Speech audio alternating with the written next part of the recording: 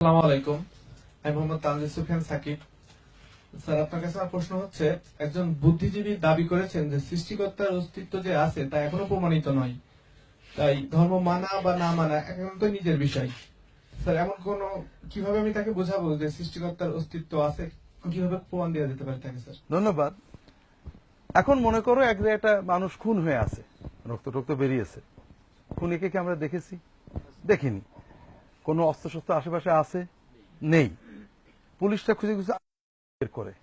এখন যদি কেউ বলে মানুষ যদি খুন হয়েছে এটাই প্রমাণিত নয়, কাজে বিচার চাওয়া না চাওয়া এটা ঐচ্ছিক, এটা কেমন মনে হবে তোমাদের কাছে? এখন যদি কেউ বলে আলামত দেখে মানুষের ক্রিমিনাল বলা যাবে না, কাজেই এটা একটা অবৈজ্ঞানিক পদ্ধতি।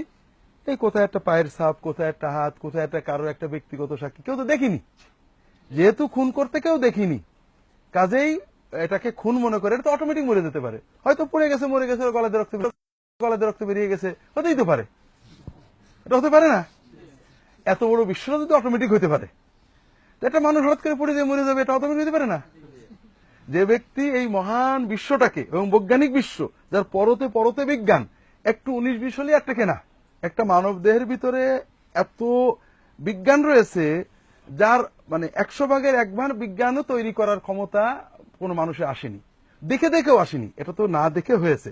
আমার ব্রেনের যে ক্ষমতা আছে, বৈজ্ঞানিক ক্ষমতা, আমার চোখের যে বৈজ্ঞানিক ক্ষমতা, আমার পাকস্থলীর, আমার যে কি বলে শরীরের প্রতিটি অঙ্গের যে বৈজ্ঞানিক ক্ষমতা আছে, এবং সিস্টেমটা এমন ভাবে করা যে প্যাঙ্ক্রিয়াস যখন কাজ করবে পাকস্থলী ঘুমাবে, পাকস্থলী যখন ঘুমাবে প্যাঙ্ক্রিয়াস কাজ করবে। তো এত কিছু যদি অটো হইতে পারে, তো একটা মানুষ হঠাৎ পড়ে গেল, গাড়িতে রক্ত বেরিয়ে মরে গেল, অটো হইতে পারে না? এই বিশ্ব অটোমেটিক সৃষ্টি হয়েছে এ কথা বিশ্বাস করার পরে আমরা যে কোনো কাজ অটোমেটিক ভাবে বিশ্বাস করার মধ্যে বাধ্যতামূলক হয়ে যায়, ঠিক না? আচ্ছা, এটা গেল প্রাকৃতিক।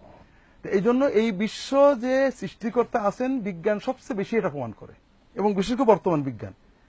আগে কোন কোন দার্শনিক বলতেন এই বিশ্ব অনাদি অনন্ত, এর কোন স্রষ্টা নেই। কিন্তু বর্তমানে বিজ্ঞানিকরা একমত যে এটা শুরু আছে, শেষ আছে, পরিবর্তনশীল, আর যেটা পরিবর্তনশীল শুরু আছে। এই জন্য আস্তিকরা যদি বোকা হয়, নাস্তিকরা মহাপাগল। কথা বুঝেছো? কারণ তোমার সামনে একটা সুন্দর গাড়ি আসলো, কথা বুঝেছো? এত সুন্দর গাড়ি, এত সাইন্টিফিক গাড়ি যে ব্রেন ওয়েভে চলে, তুমি চিন্তা করলেই স্টার্ট হয়ে যায়। এক খুব সুন্দর গাড়ি, গাড়ির দরজায় মালিক গেলে খুলে যায়, অন্য কেউ গেলে পিপ পিপ পিপ করে সাইরেন দেয়, চুরি করার কোনো ব্যবস্থা নেই, অত্যন্ত সফিস্টিকেটেড গাড়ি। তো এই গাড়িটা দেখে একজন বলল যে এই গাড়িটা কোন কোম্পানির?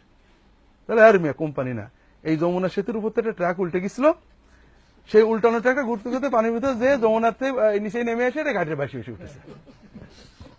হ্যাঁ, এখন যে বলছে কেউ বানায়নি, বলছে কই কোনো কোম্পানির সিলেতে নেই, কে বানিয়েছে জানা যাচ্ছে না, হঠাৎ রাস্তার পাশে গাড়িটা দেখলাম, এটা বোধহয় যমুনাতে বেশি আসছে।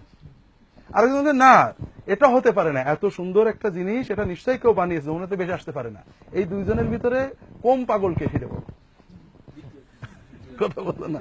তো এই জন্য এই সমস্ত বুদ্ধিজীবীরা এককভাবে কথা বলেন, তারা যদি সামনে কথা বলতেন তাহলে এগুলো আলোচনা করা যায়। এটা দিনের দায়ীদের দুর্বলতা, আমাদের দিনের দায়ীরা মিডিয়ায় যান না, বিশ্বজগৎ সম্পর্কে কথা বলার সুযোগও মিটে, এত তাদের সুযোগ দেওয়া হয় না, একতরফা বলা হয়।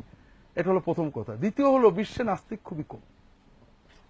সৃষ্টিকর্তার অস্তিত্ব প্রায় প্রতিটি মানুষ হৃদয়ে অনুভব করে। ধর্মহীন লোকের অভাব নেই, ধর্মহীন লোক অনেক আছে, ধর্মবিহীন অনেক আছে, ধর্মবিরোধী অনেক আছে, কিন্তু নাস্তিক বেসিক্যালি খুবই কম। কেন? এটা প্রতিটি মানুষের, যেমন মায়ের সাথে সন্তানের সম্পর্ক। একজন বড় হয়েছে, মা জানে না, মাকে দেখিনি কোনোদিন, তার মাকে চেনে না, হঠাৎ জানলে একজন মা, তার ভিতরে মাতৃত্বের আকর্ষণটা কিন্তু রয়েই যায়। এটা জন্মগত, সহজাত, আমার সাথে সাথে জন্মেছে। কথা বুঝতে পেরেছো? এটাকে অস্বীকার করা যায় না, এটাকে মেরে ফেলা যায় না, তবে চেপে রাখার চেষ্টা করা যায়। কথা বুঝতে পারেন? ঠিক স্রষ্টার প্রতি আনুগত্য, স্রষ্টার প্রতি একটা ভালোবাসা, স্রষ্টার অনুভূতি আমাদের সহজাত। এটা আর কোনো প্রমাণের অপেক্ষা রাখে না। মায়ের প্রতি স্নেহ, মায়া, মমতা, এটা বিজ্ঞান দিয়ে প্রমাণ করা যায়নি। কাজেই মায়ের ভালোবাসা, ভক্তি করা, মায়ের খেদমত করা ঐচ্ছিক ব্যাপার। কেউ যদি মায়ের খেদমত করে, ওকে, না করলে আমরা ওটা আইন করে কিছু করতে পারবো না।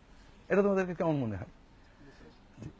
এই জন্য তারা এগুলো বলেন তারা সুযোগ পেয়েছেন, বলছেন, একতরফা বলছেন, পাশে আরেকজন কেউ থাকলে তারা এটা বলতে পারতেন।